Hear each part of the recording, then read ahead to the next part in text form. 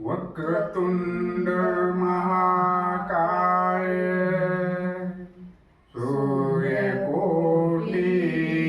समप्रभ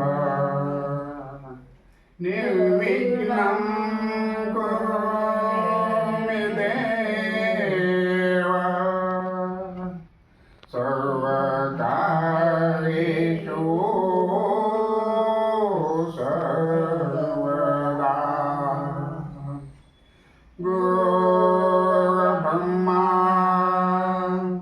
गुरुर्विष्णु गुरुर्देवो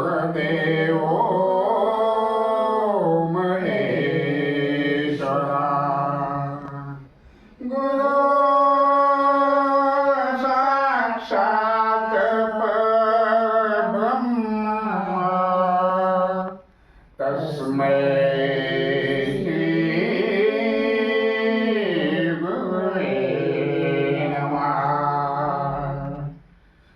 बोला पुंडलिक श्री ज्ञानदेव तुकाराम पंढरीनाथ भगवान की जय। ज्ञानेश्वर महाराज की जय। सब संतन की जय। हा अध्याय चालू आहे। 5 वरे झालेले असतात। संत सावता होय थोर अंगी बांधले ब्रह्मचर्य नियम विधी पूजा संभार अटळ पाही चालले पूर्ण बोध अंतकरणे सकल कर्मे करी गेली सुख दुःखातीत वागणी कोणतेही कळेना। आई बाप सांगती कामे तो करी नित्य नेमी पेरणी काढणी कृषी कर्मे सर्व करी व्यवस्थित रात्रंदिवस कष्ट करी अंगी नशे आळस शरीर झाले पिळदार गोंडस मदना ऐसा सुंदर अंग कर्पूर समान गौरवर्ण मस्तकी शोभे तिलक भूषण शुभ्र वस्त्र परिधान नेहमी करी तसे नांगरणे खुरपणी करी शेती परी न चुके देव भक्ती रात्रंदिन अनुसंधान चित्ती देव भक्त तुटी नशेची। गावीचे लोक समग्र ऐकून गेले कीर्तन भद्र यानंतरी जनसमुद्र भेदला अपूर्व अद्रष्टे ओंकार स्वामी कीर्तना येती परी सदा द्वेष चित्ती वरी वरी करी स्तुती अंतकरण वेगळे कामाची माळी स्वामीचा शिष्ट सावत्याशी असे वैमनस्य चहाडी चोरी असत्य भाष्य सदा काळ करी तसे। तर आता हे सावता महाराज आता तुम्हाला हे ओळख कळायलाच तसे काय सगळं आहे। शेतीचे काम कष्टाचे काम शेतीचे काम म्हणजे काय कष्टाचे काम करत असल्यामुळे शरीराला व्यायाम मिळत असल्यामुळे पिळदार शरीर राहण्यात ते तरुण वयात आलेले होते त्याच्यामुळं काय असतं की माणसाचं त्या वयातलं शरीर हे प्रत्येकाचं साधारणतः पिळदार उठावदार आणि नजरेत भरणार दिष्ट लागल असं शरीर असतं। वर्ण कसाही असो पण त्याचं जे युवा अवस्था असते हे देखणी असते। तर तशी यांची ही देखणी होती आणि हे मुळातच आता कसं आहे की दैवी शक्ती असल्यामुळं एक तेज असतं चेहऱ्यावर शरीरावर आणि मग ह्यांचं हे कामधाम करून आईवडिलाची सेवा शेती वगैरे करत करत लोकांचं प्रबोधन करायला सुरुवात केलं कथा कीर्तन आणि ह्याच्यासाठी मग ते शेजार धर्म म्हणून का होत नाही ओंकार स्वामी सारखे त्यांचे पट्टशिष्य काशीबामारी सारखे यांचे पण व स्तुती करायचे आणि मनात द्वेष करू लागायचे त्यांना पण यांच्यामुळं मदत होते। त्यांचं पण पालन पोषण कोण करतं हे गृहस्थ आश्रमी कुटुंब करत असतं. कारण गृहस्थ आश्रम जे कष्ट करणे लोके लग्न विघ्ने योजिनिके सावता वेळा भ्रष्ट जो लौकी सोयरिक त्याशी अयोग्य जो जो गोष्टीशी पुशे तीच त्या घरी नसे कोणी शेती घर पुशे ते सांगे दुसऱ्याचे पत्रिकेची पुस्ता मात म्हणे मंगळ अनिष्ट समस्त घर प्रतिकूल दावित म्हणे इच्छा विघ्नाची गावोगावी सांगे मात कोणी न पुस्ता निश्चित चौकशीस आल्या देखता अन्य सोय रे दावी समस्त लोका विटाला कोणी पुशे नासा झाला न गणित मूर्खपणाला पक्का बनला निंदक. तर हे जे ओंकार स्वामीची मंडळी असते कामाजी माळी, तर हे कामाजी माळी येणाऱ्या सोयऱ्याला ते घरापासून पोचायचं तर लांबच सोडा, पण तुमच्या गल्लीपासून पोचायच्या आधीच गावात प्रवेश होताच त्याला काहीतरी येडं वाकडं सांगून त्यांच्याविषयी ते तिकडेच कटवायचे. आणि असे अनेक ठिकाणचे ह्यांनी सोयरे सगळे सोयरे परत पाठवले.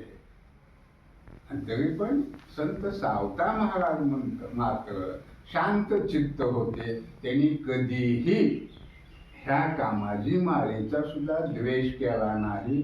आणि त्यांचे जे गुरु, ज्याला कामाजी गुरु समजायचा ओंकार स्वामी, ते निगेटिव्ह विचारसरणीचे, त्यांचाही हे कधी द्वेष केला नाही. कारण ह्यांना फक्त माहीत होतं ना प्रारब्ध काय असतं, आणि प्रारब्धात लिहिलेल्या गोष्टी कुणालाही चुकत नाही. आपलं प्रारब्ध आपणाला सुद्धा कळतं बरं का, पण असं साध्या माणसाला कळत नाही. त्याच्यासाठी काही जप तप हे गोष्टी कराव्या लागत असतात. पण कळूनही तुम्हाला उपयोग होईलच असं नसतं. का तर देवानं जे प्रारब्ध दिलंय आपणाला ह्या जन्मात भोगायला, ते भोगूनच त्याच्यातून सुटका होत असते. आणि आपण जे पूर्वजन्मी केलेलं काय पाप पुण्य असतं त्याचं फळ थोडंफार ह्या जन्मासाठी देवानं आपणाला दिलेलं असतं. आणि त्या कर्माला प्रारब्ध कर्म असं म्हणतात. बाई कुठलं टाकलं होतं? पातिव्रत्य सेवा करी अनुजनी मिष्ट स्वयंपाक करुणी तृप्त सेवा परमेश्वर वदनी अतिभाव क्षमाशील असे स्वभाव सदा असे आनंदी स्त्रियांशी तरुणोपय सेवा पतीची करी प्रेम भावा मनोगत जाणोनी उपाव सहजी योजितसे पत्नीची झाली जोड सावता तिसी सांगे उघड कृषी कर्मांची तडजोड असे विहित आपणा. तर परमात्मा जोडी तशीच लावत असतो. सद्गुणी संत सावता परमेश्वरी अवतार. मग ही कन्या पण साधारण असेल का? असूच शकत नाही. शेतात पीक पिकवावे अद्भुत कर्मदान धर्म येत पीक शेती फार वृद्ध अंध वनवासी याशी दान द्यावे संतोषी वृद्ध ब्रह्मचारी संन्यासी याते द्यावे अन्न शिजलेले विनयशील प्रामाणिक सत्यवादी दानास पात्र पूर्ण बोधी जो पावला पूर्ण समाधी तो योग्य सर्व दाना परके संत साधुजन आणि जो असे विद्वान शरीर संबंधी जावई जाण हे दाना योग्य भ्रष्ट निर्दय कर्महीन उद्धट लबाड करी असत्य भाषण. चांगलं झालं, चांगलं केलं की नाही ह्याची खूण काय आहे? तर तुम्ही दान दिल्यानंतर तुम्हाला जर आनंद वाटला, आनंद झाला, मन तुमचं चित्त प्रसन्न झालं, तर समजायचं की तुमचं सत्पात्री दान झालं. आणि मनात नसताना तुम्ही जर एखाद्याला काही वाढलं, दान केलं, दाराला आल्याला काय भिकारी आहे समजा, 4 शिव्या दिल्या आणि चतकोर शिळा तुकडा टाकला, तुमच्या मनाला तर आनंद होईल का हो? नाही होणार. ते गेला तरी तुम्ही अजून त्याच्याविषयीच विचार करत राहणार आणि त्याच्याविषयी सद्विचार नाही करणार तुम्ही. काय लोक मायला सकाळी सकाळी येतात दाराला.